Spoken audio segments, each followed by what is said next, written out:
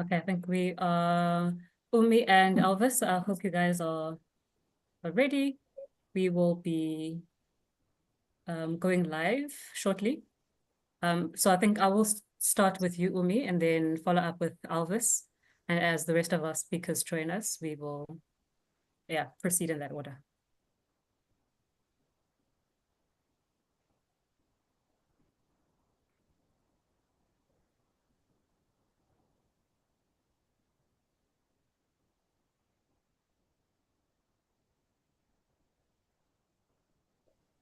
Are we starting now?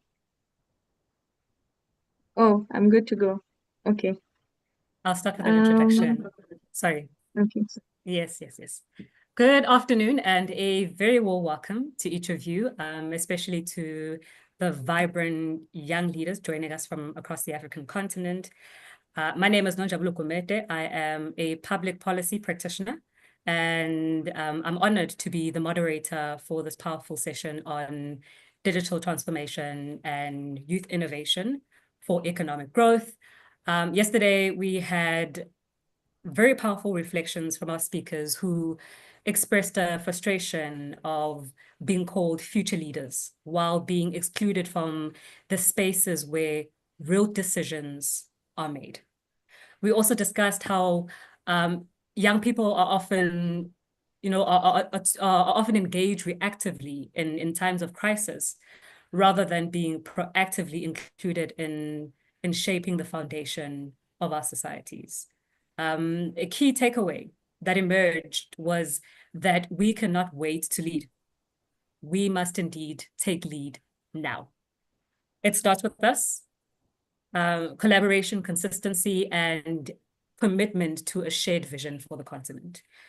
Today, we turn our focus to digital transformation. No, it's not just a buzzword, but it is a toolkit for action. We'll explore how innovation in areas like automation, youth-led infrastructure, and entrepreneurship can help us scale the talent, energy, and ideas that are already alive in Africa's youth. Each one of our speakers is living proof that youth innovation is not just a theory, but it's a movement in action. At the end of our session, we will allow for a bit of engagement. We'll end with a Q&A. So if you are watching us live, which I hope you are eager for this session, as eager as we are. So please jot down those thoughts, those questions as we go in the comment section below. Your voices matter in this dialogue. You may have already just briefly heard her voice, but our first speaker today is a lady called Ume Kulsum Buhari. She is an education officer at ODOO. She leads training initiatives on enterprise automation and digital adoption for youth. Her topic will focus on digital tools and automation for scaling youth-led enterprises. I'm sure that there are a lot of young entrepreneurs there watching us live. So it is truly an honor to have her with us. She is a dynamic digital educator and one of the bright minds behind enterprise transformation in Africa. As I mentioned, she's an education officer at ODOO Kenya. So I'm looking forward to hearing more about that. But she designs and delivers engaging training programs that make complex business software simple and accessible. With a background in communication and hands-on experience as a business advisor, she empowers youth and entrepreneurs to confidently adopt digital tools that streamline operations, from sales and accounting to HR and marketing. Her passion lies in making learning practical, relatable, and fun, believing that growth comes through experimentation, hard work, and embracing every lesson along the way. Umi, it is a pleasure to have you with us today. You may take the floor. Okay, thank you. Thank you for that super warm introduction. I think both our names as are hard to pronounce, but That is true. yeah, thank you. So yeah, I know I have 15 minutes for my session, so I want to break it down. So I'm actually going to make this very practical. The first 10 minutes, I want to actually do a demonstration. So I'm going to build a website for this session, and I'll then do an introduction to Odoo, putting in context what I've just shared. So if you think you can follow along, feel free. But what I want to show you is how easy it is to create a website, an e-commerce platform, and then relate it to the other applications that Odoo has to offer. So what I do is I go into the education program website that we have. So it's odoo.com-education-program. I hope you can see my screen if someone can just confirm that. Yes, we can. Okay. So we're going to do this together. We're going to build an e-commerce platform, and I'm going to show you how easy it is to do that with Odoo.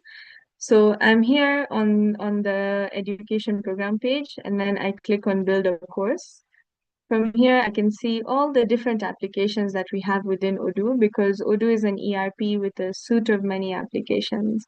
So you can see website and e-commerce are here. So I'm going to select website and then e-commerce. And within the education program, we allow you to use our database, the same database that our clients have access to for free for students. So students can use our database for up to 24 months. So that's around 2 years, right? And then I continue. Then this is the page I come to. So I put in my first name, my last name, my website name, or the name of your company. I've just used Africa Youth Summit.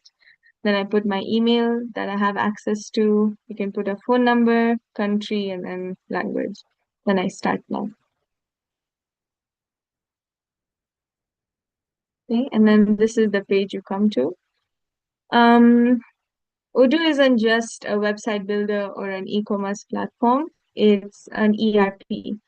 So it's a tool that businesses can use to manage different processes in different departments. So even if you're an entrepreneur or you're someone who wants to start a business and you want to create structure and have proper processes in place, then a good system is what you need to start with.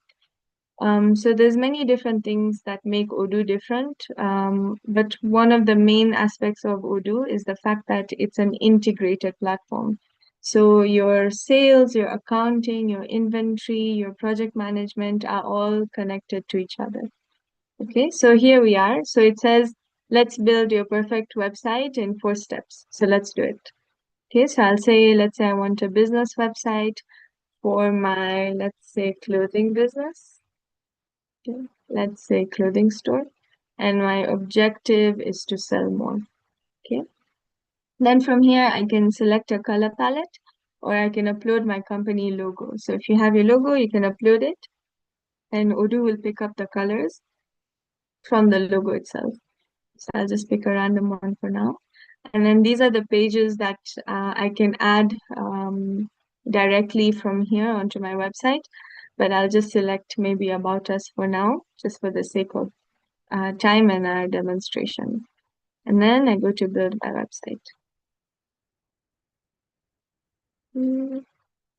Then from here, Odoo gives me options for some themes. I can view more, but I'm just going to select one from here. So let's say I like the last one. Okay. So now Odoo is in the process of creating the website. There's an AI functionality that's behind generating this website. That's why I'm able to come up with the theme so easily. But also remember, at the end of the day, we're creating a theme of a website. It is your website already, but then you have to design it. So I'm also going to show you how easy it is to do that with Odoo. Okay, so we'll give it a few minutes, and I think it's basically done.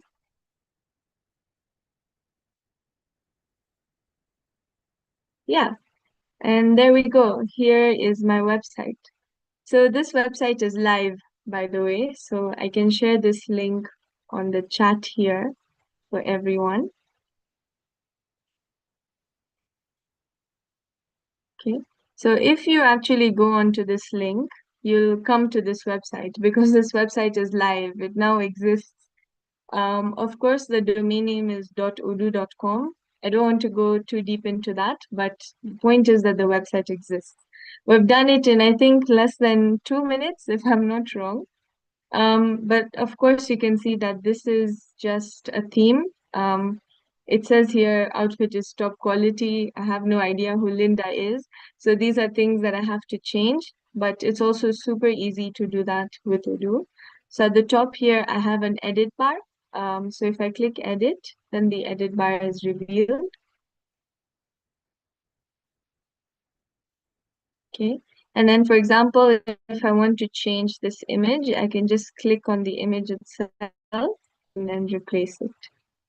And this is really easy for me because I'm working with a template. So I just need to maybe change a few things, change the text. I don't need to do some backend coding, some HTML to now create this website. Okay, so maybe I can search for clothing. You can, of course, upload an image, or you can just select from the library that Odoo has. So I'll select, let's say, this one, and then I add it. Okay, super easy. I just did one edit for the image. And something else that we can change is text. So I have generation fashion code dot. So if I want to change the wordings, I can just highlight it. And Odoo also has an AI functionality. We're integrated with ChatGPT. So if I want to change what this text says without leaving Odoo and going to ChatGPT, I can just do it from here. So maybe let's say I want to shorten it. So maybe this one, and then I insert. Okay. So you see, I just used AI to change the text here. Okay. There's of course so many other things that you can do in terms of customizing. Even if I want to, let's say, connect to my socials, I can do that. It's just as easy as dragging and dropping the different blocks and then working with them. So for example, I can add my Instagram page here. It's already linked now to my website. Okay.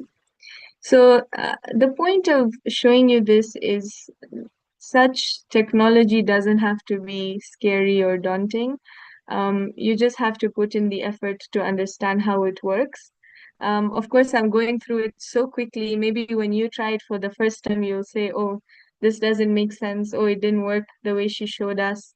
But it takes practice. But you could see that I did it in under 5 minutes or under, yeah, I would say under 5 minutes. And I have a functioning website that I can actually send to my customers. I've not even done many edits, but this website exists. So really the majority of the time would go into designing and doing a few configurations in the backend, but nothing to do with coding. So this is how Odoo's website builder works. So again, as I said, Odoo is not just a website builder or an e-commerce platform. It's a business management system. So we also have so many other applications. So let's say if you are doing e-commerce and you're actually selling clothing. So of course you need to track your sales. So we have a sales module for that. And then of course you'll need to track your inventory. You want to see how many pieces you have in stock, how many you've sold. We have the inventory application. And let's say a few years down the line, you're so successful, you actually buy a shop. If you are Kenyan, then maybe you have a small shop here in town. Then you'll have a point of sale system as well, all under um, one system, and that's Odoo. Okay. So I'd love it if you go and try it on your own. But now something that I'd want to focus on is a little bit of background for Odoo. Okay. I don't know if you're able to see my slides.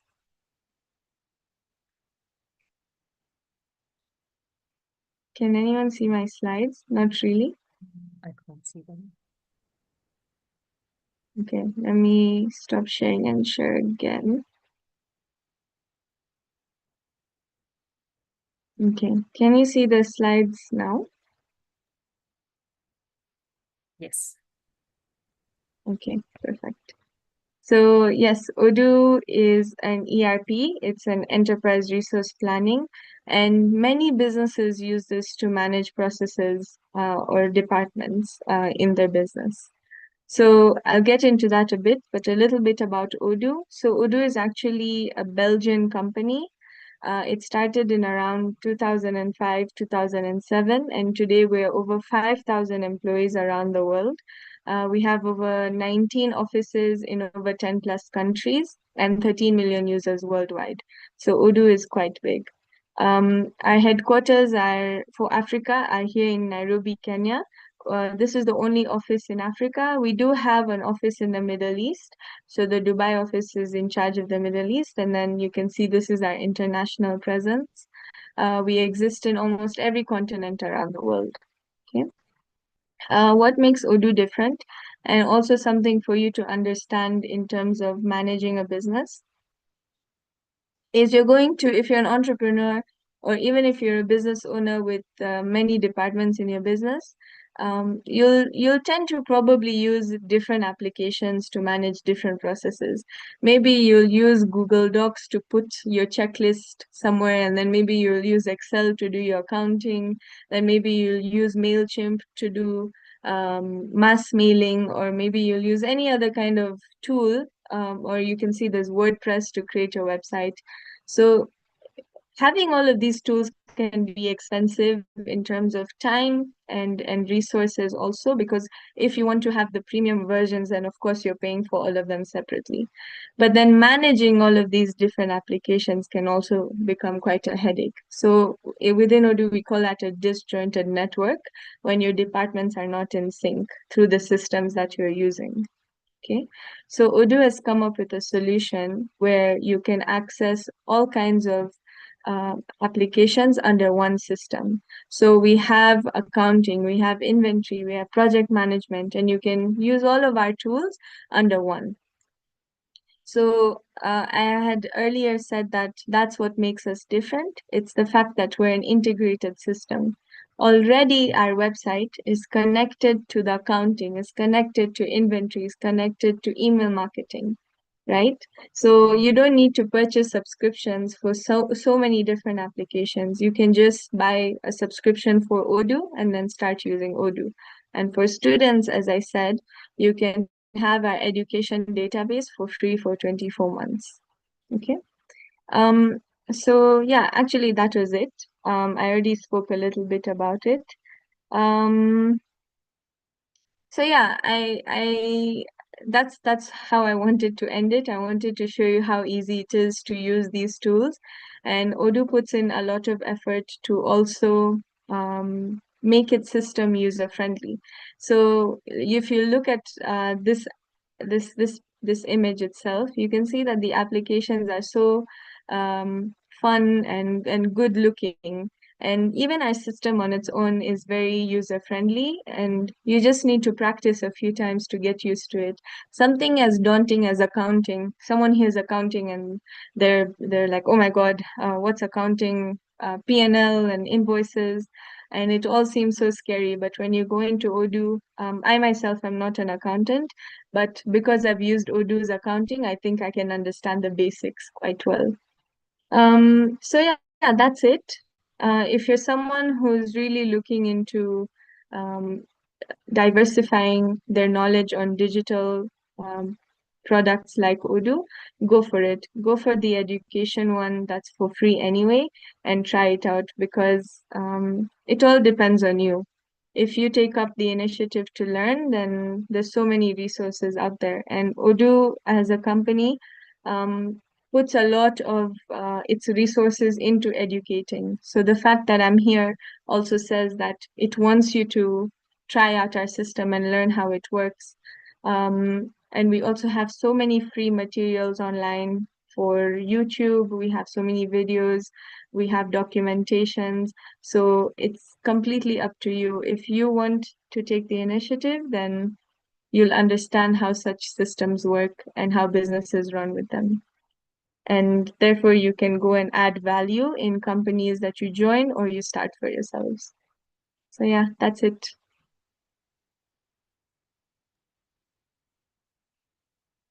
Thank you, Umi. That is so impressive. Your ability to build a website in under 5 minutes is extremely impressive, but it's also empowering for people like myself who may not be very tech savvy. But you also showed us that technology doesn't need to be intimidating or complex, as it could be for a lot of us. You've reminded us that tech can and should be accessible, especially for young entrepreneurs across the continent who are looking to launch their ideas. We appreciate tools like platforms like Odoo that they help cut those costs significantly, making it easier for youth-led businesses to get off the ground with a strong professional presence from day one. And for young entrepreneurs who are out there in their early stages of business, a lot of us can't afford to hire staff for every role. So having a streamlined system like Odoo can truly make a difference between burning out and building up. So Umi, thank you. Thank you once again for your contribution and for reminding us that technology, when used wisely, can honestly be a powerful equalizer. Thank you. Up next, we have another inspiring, a very inspiring young man. His name is Alvis Alwala. He is the chairperson of the Future Leaders chapter of the Association of Consulting Engineers of Kenya. He will be sharing some nuggets of wisdom on engineering the future, youth-led infrastructure, innovation, and sustainable development. It is an honor to introduce you this afternoon. You lead a vibrant community of young engineering professionals under the age of 40 who are shaping the future of Africa through innovation, sustainable infrastructure, and collaborative problem solving. With his leadership, Elvis has been instrumental in mentoring the next generation of engineers and advocating for youth-led solutions to some of Africa's most pressing development challenges. At the heart of his work is a strong belief that engineering is not just technical, it is transformational. Mic's dropped. Mr. Elvis, lovely to have you today. Thank you so much, Guminde. That is You may take the floor. Thank you so much. That's a lovely introduction. Truly honored. I think Umi has actually introduced what I want to speak about, and it's evident that young people are taking the center stage in technology. And you see, whatever Umi is presenting is part of our ambition as young people, that we'll move from doing things using pen and paper, and we shall be doing things by just a click away.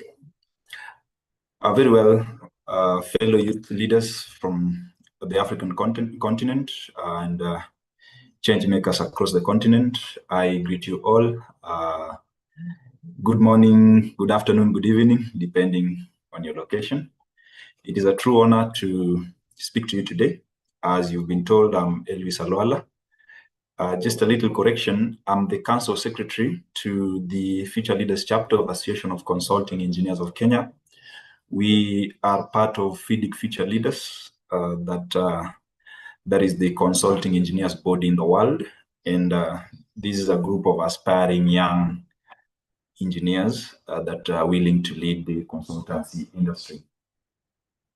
Very well, my topic is youth-led infrastructure, innovation, and sustainable development. Well, this is a very serious topic that is also close to my heart. And I have a strong belief that young Africans, we shouldn't just be the beneficiaries of development, but we should be the architect of development. And that is why, as young engineers, we're taking the center stage in ensuring that development is coming from our blueprints, rather not from the consumer point of view. I'll begin with what is our role as young professionals. And you might realize that across the continent and right here in Kenya, youths make the largest demographic in terms of our population. And this, from my point of view, I view it as an asset. It shouldn't be a liability, because should we be trained, the youths that I've interacted with are so angry and ready to lead. And it's evident from this summit that we are really, really ready to lead. And that's what we do at the Future Leaders chapter, where we believe that engineering the future means giving young professionals a real voice in national and regional development conversation. And it also means that emerging engineers are not confined to the sidelines, but are brought to the center of decision-making, design, and delivery. Now, you might realize that for too long, infrastructure in Africa has been viewed through the lens of imported blueprints and external expertise. And I think that is still evident in most of our countries in Africa. And that is where we come in as young people trying to take the center stage. The youth-led engineering solutions, for example, what Wumi has just presented here, to me, it's an engineering solution. And you see, engineering is an art of solving a problem. Well, what is the problem that Wumi was trying to solve? Wumi was trying to solve the problem of disorganization. Wumi realized that there's some disorganization in businesses and how we interact with our customers or how we display our products. So that problem is solved by an engineering solution coming up with a software, Odoo, to bring up the organization bit of it. So you might realize that it is it's locally assembled and it is specific to our African countries, and it's easily accessible to African countries. So it means basically the problem has been solved the African way and the easiest way that is possible. So as young engineers, we are not just part of drafting technical drawings, we are also drafting the future. That simply means that in every bridge we design, every irrigation system we implement, every urban transit system we innovate must respond to the needs of our communities today and remain resilient to generations that are going to come. Because we also understand that innovation is not just about technology, it is a mindset, it is about challenging convention, questioning limitations, and daring to try new approaches. You might realize that the type of landscape or weather that we have in Africa compared to the countries that are beyond Africa, you'll find that the challenges that we face are quite unique, and therefore it requires that the youth pick it up and work on it the African way. A good example is the rural Kenya that is in Turkana, where there is off-grid solar solution system, which is intended to really supply electricity to those sides of Kenya, the northern Kenya. And it's a really, really big project. I'll employ you, the participants, to have a look at it. You might also understand that there is the drone technology that is used to monitor construction progress in some parts of Nigeria. There is climate, smart climate, building materials in Ghana. These are youths that are offering solutions, and we are creating the future that we want. So at ASIC Future Leaders, we are actively into nurturing the spirit through mentorship, collaborative platforms, and technical development programs that are intended to empower young engineers not to only think differently, but also to act courageously. Under our leadership, we are able to visit secondary schools and open young minds to what science is indeed intended to do in our African setup. So just in the previous year, that was the previous financial year that has just ended, we visited close to let me say, should be 500 schools. And the impact that the young engineers are doing in terms of mentorship is really great. And I think with the collaboration of this team, we should now take this a notch higher because we are Africans, and the solution that we offer in Kenya is most likely to be very applicable in Nigeria, same as Ghana and even South Africa. So we should also look into having some collaboration to further these mentorship programs so that our young people can be exposed or can also see what the future is at a very, very young stage. At 10 or 8 years old, someone is already able to see where Africa is headed to, and they are really proud of being an African. We also look at the point of innovation. Innovation should, or rather is our second language now, because we have to now be so innovative to make sure that our resources, the resources that we have, and we definitely have plenty of resources. So at ASEC Future Leaders, we also encourage young engineers to come up with innovative solutions. I'll give an example of mobile water metering solutions in Kenya that is almost being picked up. The only thing you do is with whatever jerrycan you have, you just key in your coins, and the tap will release the amount of water according to what you've paid for. And these are things that have been designed by young people. So I've given you a good example of that is the building mobile apps that track water use, and also mobile apps that can allow, or that when you're purchasing water, you don't need an attendant to be there. The only thing you need is to drop your coins and you'll receive amount of water that you've paid for according to the metering gauge. Now, there is also part of using AI. AI is the biggest thing now, and we are able to speak the way you're speaking because there's some little integration through AI. And this can also be used to monitor infrastructure integrity. We have also seen drones being deployed to map construction projects in real time. We're also seeing digitization and decentralizing, because we want to build the future, but we cannot use the outdated tools. We must use the tools that are existing. And it is up to us, the young people, to make sure that this is actually fulfilled. Now, there is a bit of sustainable development. That is, we would want to build today without borrowing from tomorrow. That generally means, from my point of view, is that you see the youths have generally been involved in the green environment. From where I sit, I know quite a lot of youths that are working towards the climate change, and I have a lot of youths from the engineering sector who are also trying to promote the green building technologies so that we save the future, but minimizing the resources that we are borrowing from the future. Should we release a lot of carbon into the air due to our construction practices, then we are minimizing the benefits that you're going to face in future. So the part of sustainability of engineering design, that is a very core decision that engineers must make. And we as the youth will live with the consequences of what is done today. And so we are advocating for infrastructure that is inclusive, secular, and regenerative, and green infrastructure.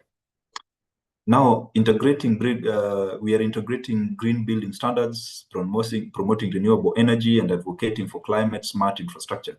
Most of us who have had the privileges of attending the environmental summits, example, the COP, you understand that this is a very hot topic, and sometimes it brings division in panel discussions. So at ASEC Future Leaders, we are actively championing for engineering practices that respect people and respect the climate. And within the country, Kenya, we also intend to align with the Vision 2030, as well as the African AU Vision 2063. In terms of what we do in collaboration capacity building, we don't do this alone. We do this with the government. We do this with professional association, academic institution, just like I told you in my introduction. And we also have private sector players that come together to support youth-led engineering ecosystems. And we are actively outside to trying to look for people that we can partner with. So it is also a call that should we come to you as African, as in this summit, should we come forward to request for support? Definitely, I know we can strike a collaboration platform so that the African youths, we can share knowledge and opportunities, and we can also distribute the opportunity that we have equitably among our African youths. As I conclude, my fellow young Africans, young African leaders, aspiring leaders, this is our time. There is no future leader. As much as we are saying we are the future leaders, I think we've just begun, and this is our time. Let us challenge the outdated systems and propose bold and practical alternatives. Let us use our skills not only to build structures, but to build legacies. Let us redefine what it means to be an African youth leader, and more specifically, an African engineer. We have to be creative, we have to be ethical, inclusive, and future-focused. We also have to commit to engineering a continent where infrastructure uplifts, innovation empowers, and sustainability secures the generation to come. For example, what Umi has just presented, it is very easy to work with, and therefore that means one uses this software, they are able to meet a larger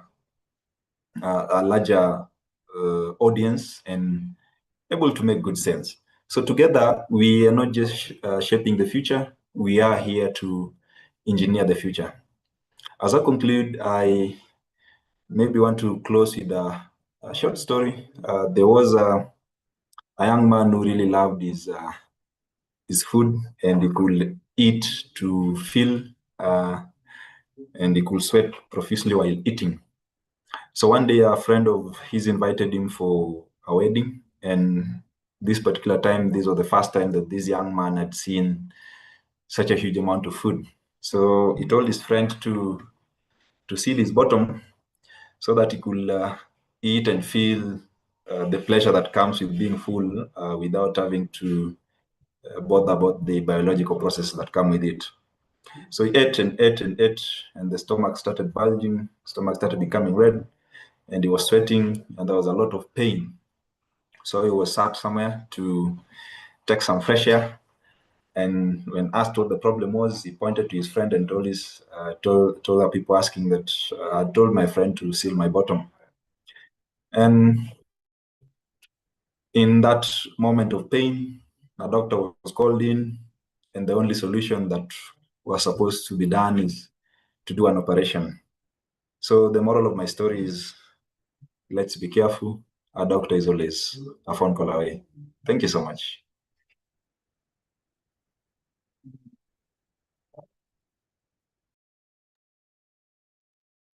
Thank you so much, Elvis. Really appreciate that. Those inspiring remarks. Quote, as the youth, we live with the consequences of what is done today. You have truly shown us that our future is not just it's not just something that we wait for, but it's something that we build brick by brick, idea by idea. And I mean, quite literally in your case, but it's extremely encouraging to see how youth are actively shaping the infrastructure that our continent will rely on for decades to come. You have also reminded us that business in Africa is fundamentally, in fact, business across the world is fundamentally about solving problems. But in our case as Africans, we want to solve problems the African way. It's about resilience, creativity, and the courage to question convention and try new approaches. I especially want to commend you and your team for your commitment and mentorship and exposure. You guys are opening doors and showing what's possible. You're helping young people not only imagine opportunity, but to also access it. So thank you once again for your powerful contribution. We will move to our next speaker. His name is Richmond Opoku.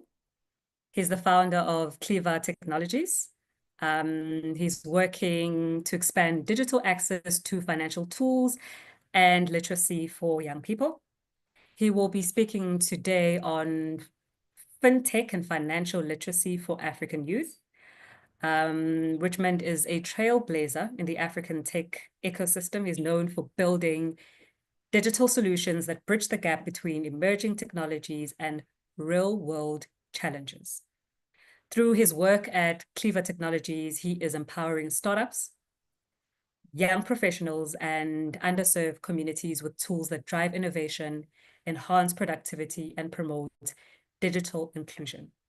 With a strong passion for youth empowerment and entrepreneurship, he continues to lead initiatives that not only leverage technology for business success, but also advance Africa's digital economy in line with the goals of Agenda 2063. Richmond, are you there? Yes, I'm here. Thank you very much for the introduction. Actually, introducing me in such a manner makes me both scared and excited because you seem to have said so many things, even some of which I wasn't expecting, and then I'm really honored to be a part of this program.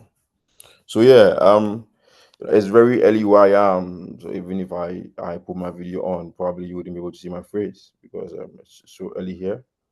And then I'd like to drive a conversation around the African continent and how we intend to go. So being an entrepreneur, building technology to solve problems, I have come to a realization.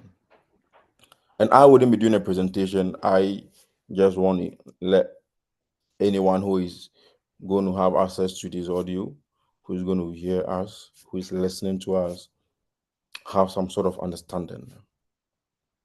It's been a long time where Africa has always been consumers of the technologies that we use or that we utilize. And it's about time that Africa builds their own technology and owns it.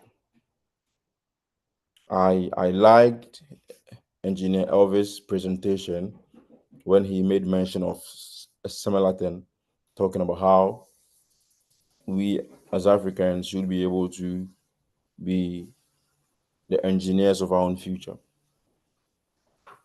Just look at how Africans embrace platforms like Facebook, X, so many of them.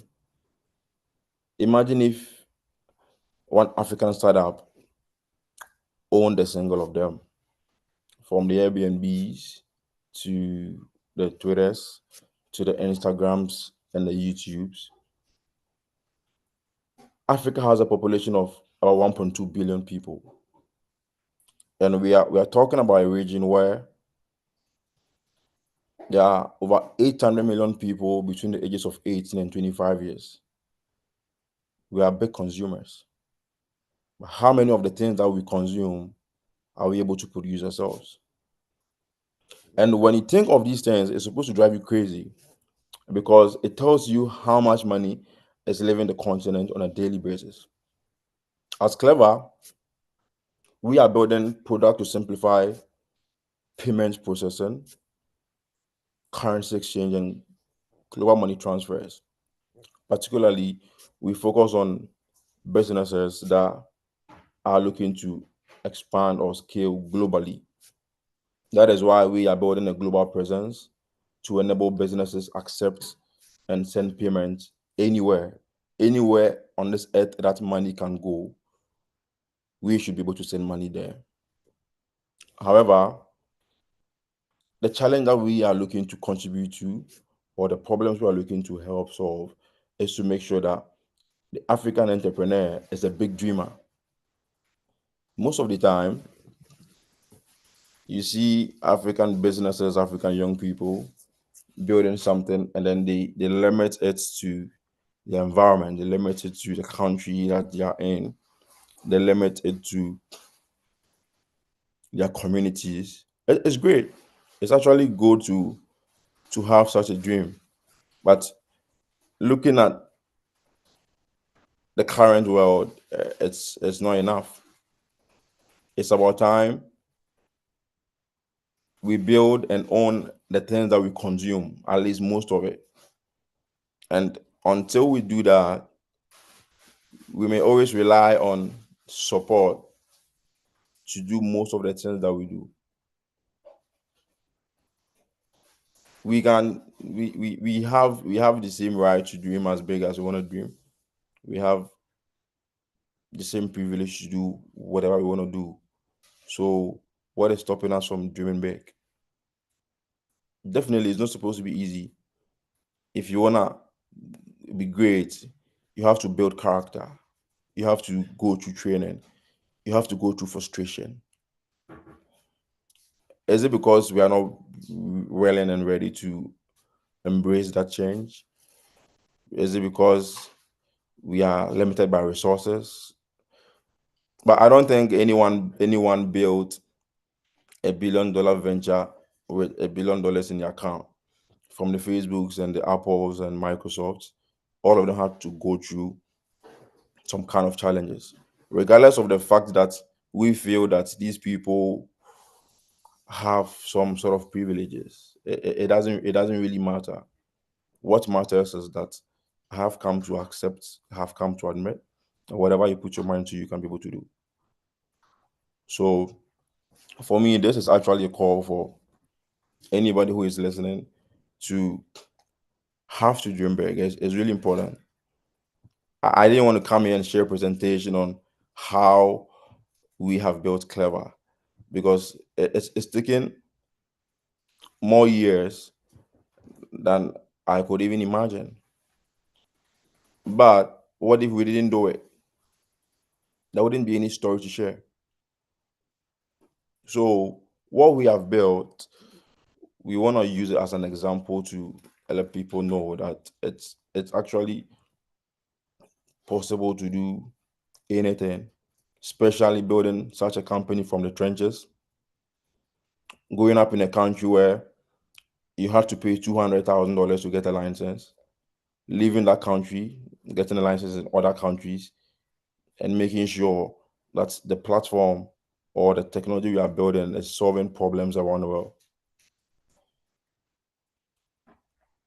So just imagine we admitted that because our immediate environment didn't give us the opportunity to build the solutions we were building, we could have stayed and looked for jobs and killed those dreams, but no.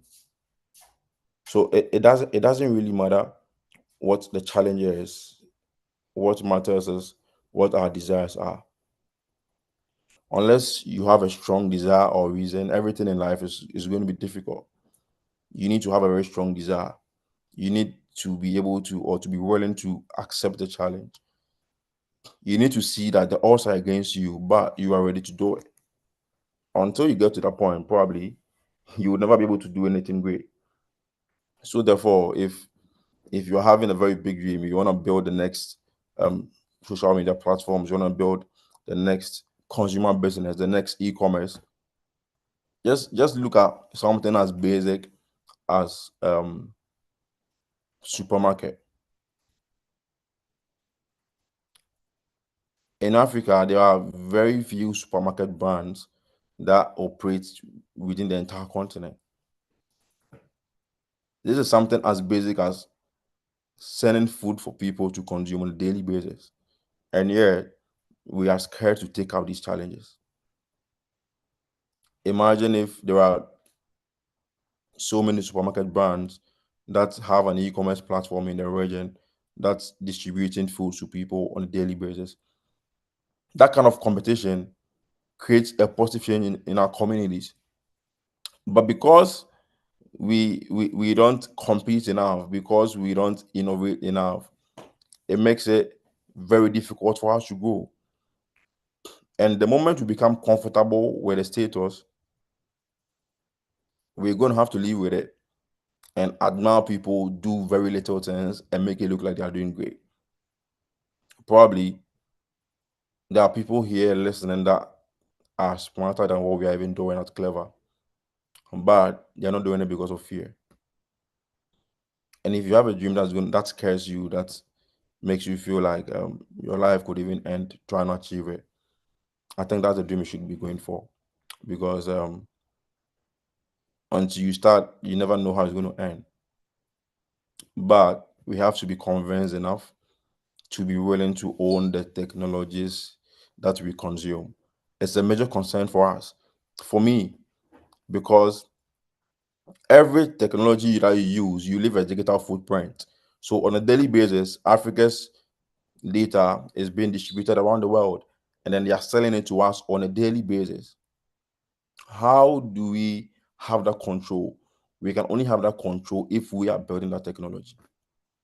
And if you are having a dream that scares you, that you believe is big enough, I think you always have to try and talk to people who are doing something really amazing. You don't have to share those dreams with small minds, because definitely small minds will kill those dreams.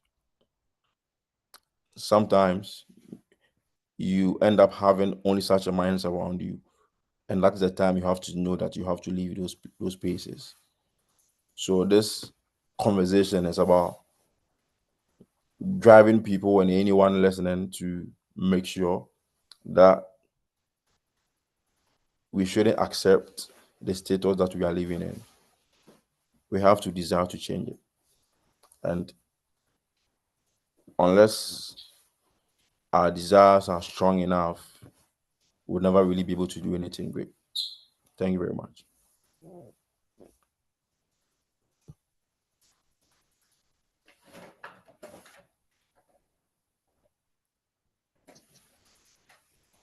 Thanks, Richmond. Thank you. Thank you for that powerful presentation, and for reminding us to dream boldly and act decisively. Let me switch on my camera. There we go. Perfectly. So yeah, you've reminded us to dream big and act decisively. You've also challenged us to think beyond consumption and step into production. To not only use innovation, but to own it. I think your message resonates deeply with us as young Africans.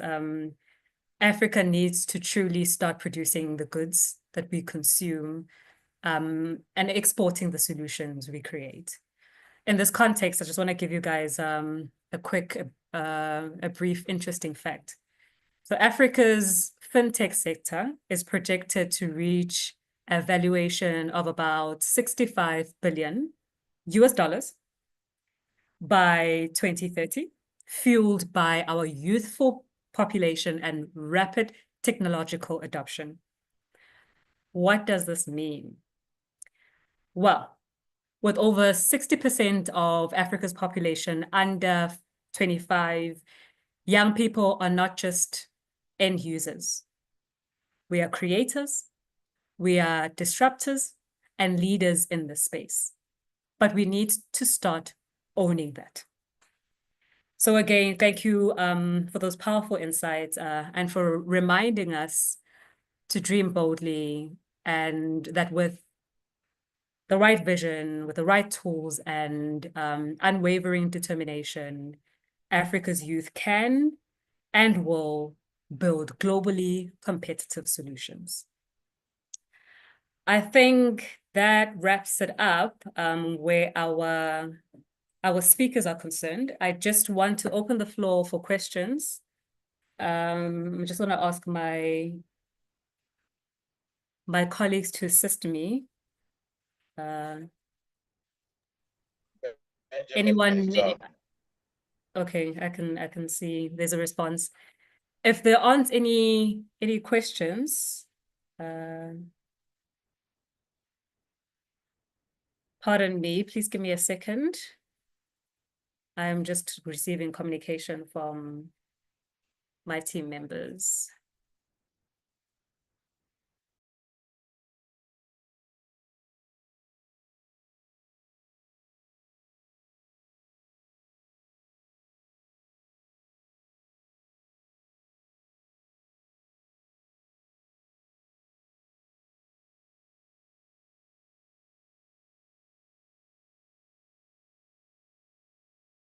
Sorry, could I kindly get confirmation for my team members if that is it regarding our speakers for this particular session?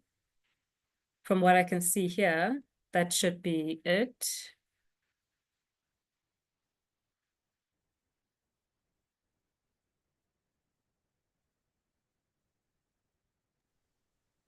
Okay, I'll just give them.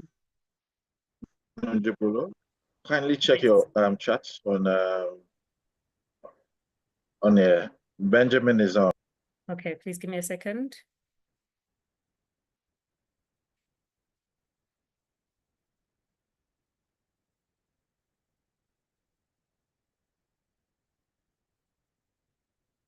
Okay, Mr. Benjamin, apologies. Let me introduce our final speaker for the session. Oh, I know we're talking about digital transformation, but now I'm struggling with this functionality here. I'm not sure where to switch on. Okay, I'm appearing. Let me just try to pin myself so that you guys can see me. Technology. There we go.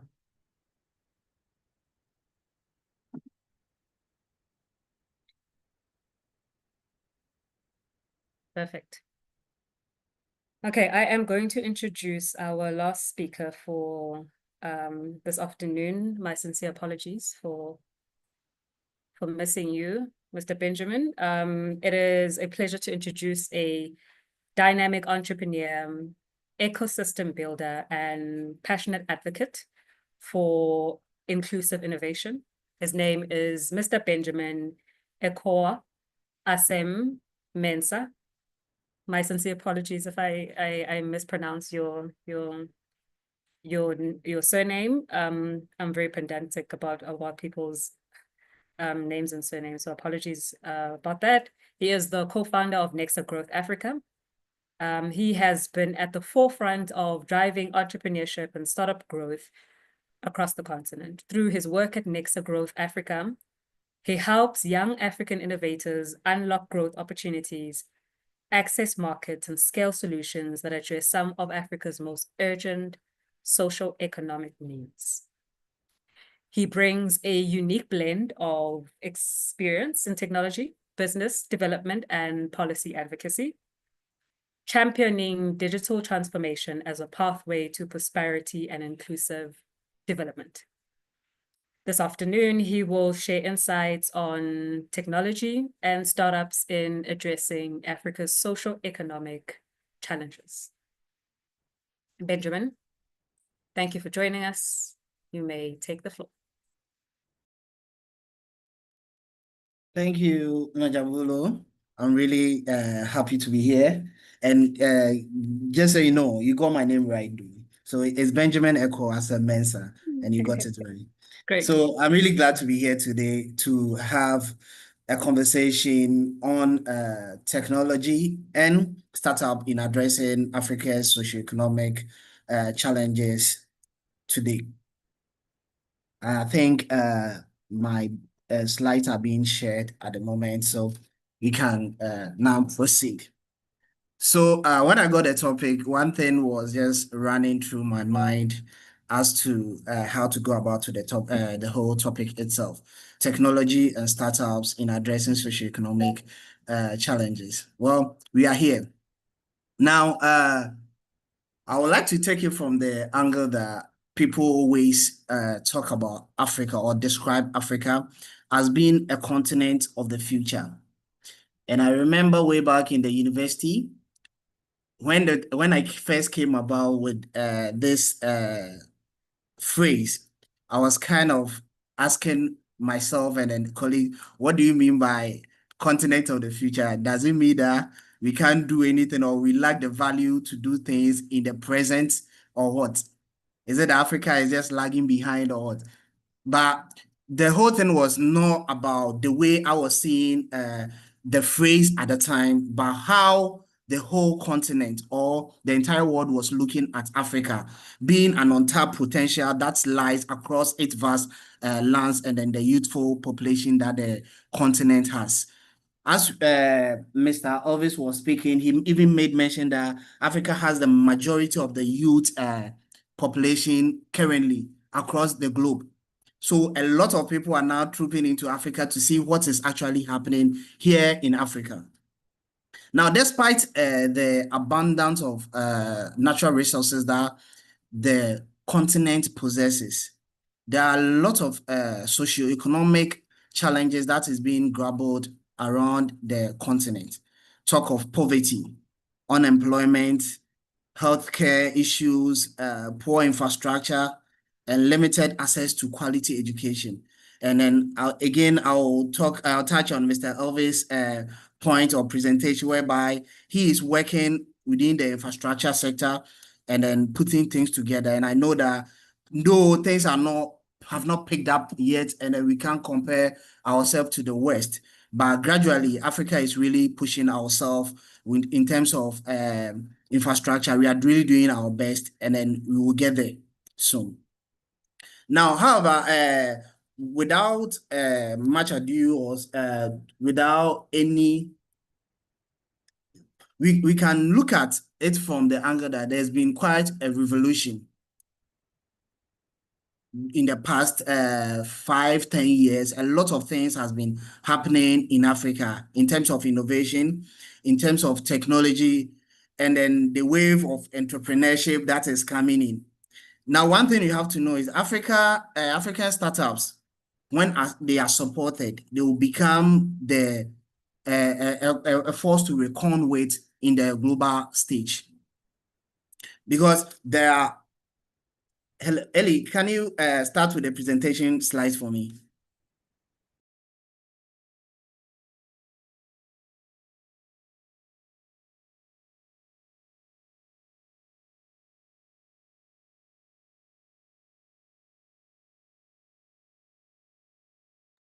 Hello, Alfred, can you start with the presentation for me?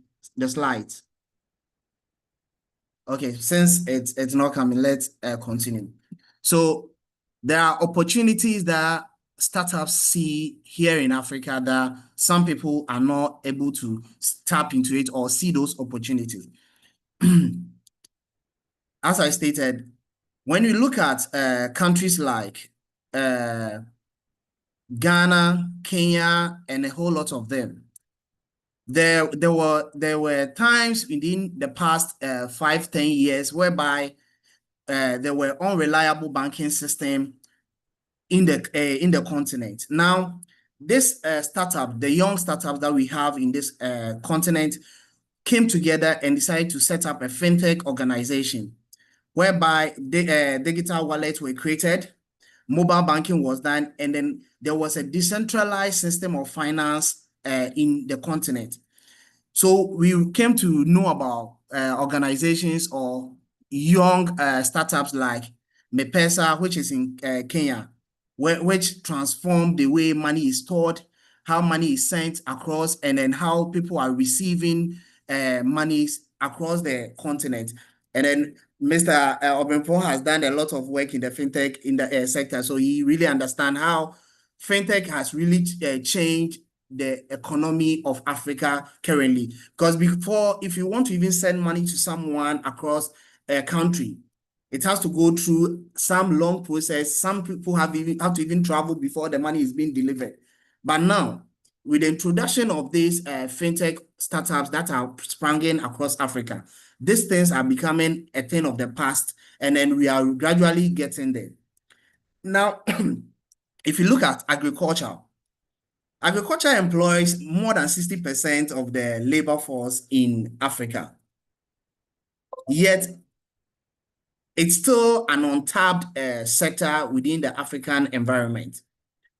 But currently, looking at the influx of agri-tech startups like Trigger Foods and robotics, there has been a total shift from the use of the normal way of doing agriculture in Africa to a more data-driven agriculture, with now the introduction of artificial intelligence and mobile application to assist farmers to be able to undertake their farming production.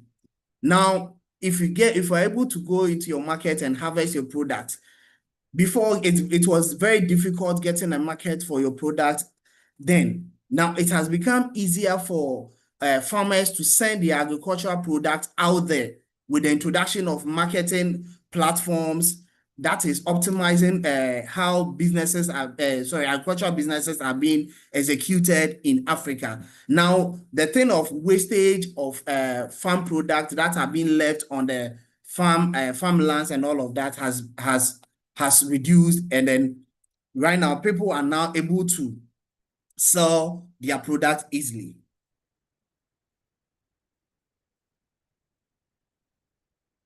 Now, in terms of technology, we are looking at a situation whereby education has also shifted from the usual way of doing things. Now we can even sit in at our homes and then be teaching or be learning.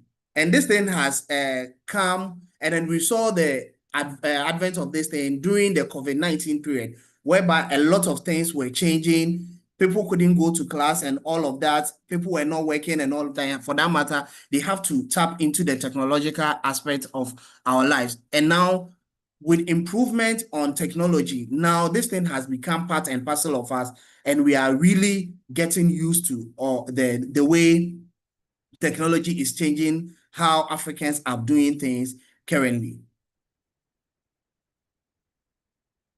Now, these things are also contributing to job creation. The technology aspect and all of that is contributing to job creation and a youth empowerment. Now, African youth are currently focusing on starting their own businesses, putting together something to make sure that they are also making some profit. Some are doing it just for the purpose of getting something done or to be able to drive opportunities in the sector. And then this has contributed to the job creation growth of the African continent.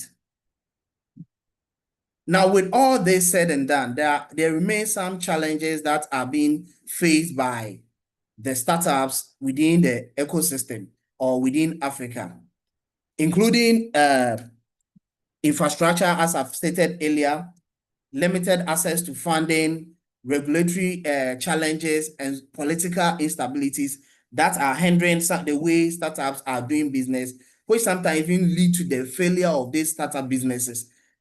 A lot of these startups that we have over here, they do not get access to the funding as compared to those in the Western world. Those in the Western world easily get access to funding, but we in Africa, the funding that we have to, we are supposed to tap in to get things done for us, we are not able to get access to it. And at the end of the day, it becomes a challenge for us to grow our business. Now, in conclusion, Africa's startup and tech innovators are not just chasing the big status. They are just solving the fundamental problems within the African economy, and how best they can be able to also contribute their quota to supporting the growth of the startup ecosystem, and we must all come together to contribute our quota. Thank you.